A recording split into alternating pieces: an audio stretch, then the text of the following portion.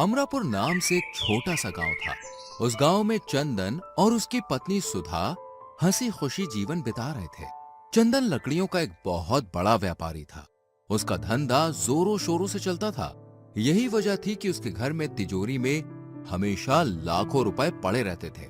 एक दिन चंदन तिजोरी से पैसे निकालने गया तो वो चौंक गया।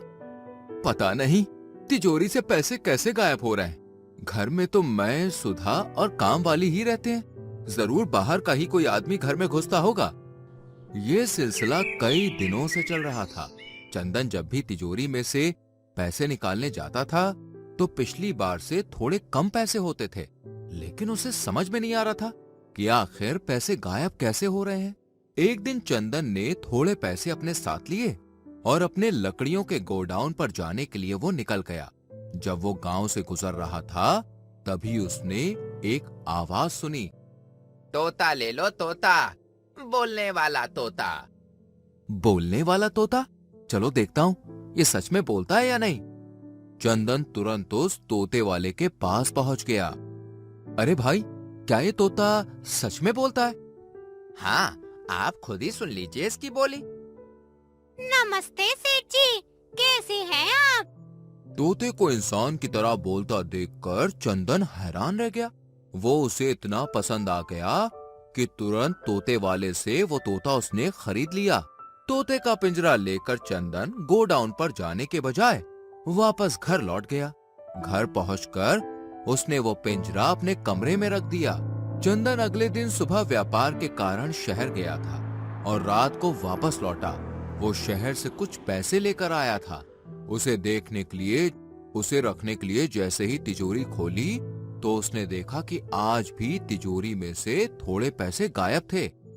आखिर ये रोज रोज पैसे जाते किधर है?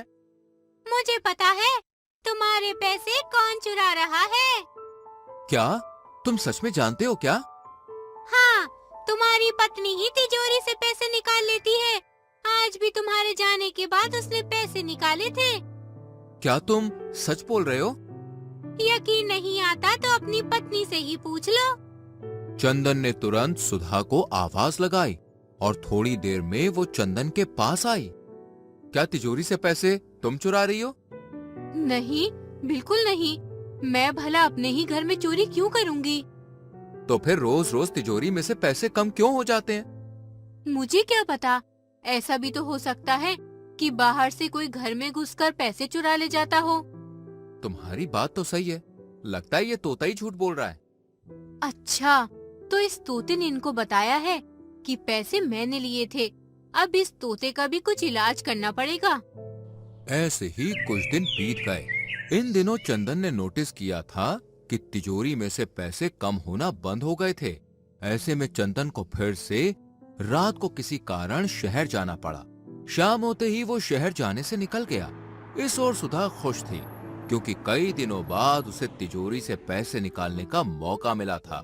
रात के करीब 11 बजे सुधा ने अपनी तीनों कामवाली को अपने पास बुलाया। देखो देखो, जब तक मैं न कहूँ तुम चक्की चलाती रहना ताकि इस तोते को लगे कि बादल गरज रहे हैं।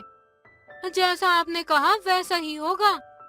तुम्हें छिपकर नाली से तोते पर पानी डालना है जिससे उसे लगे कि बारिश हो रही है। ठीक है।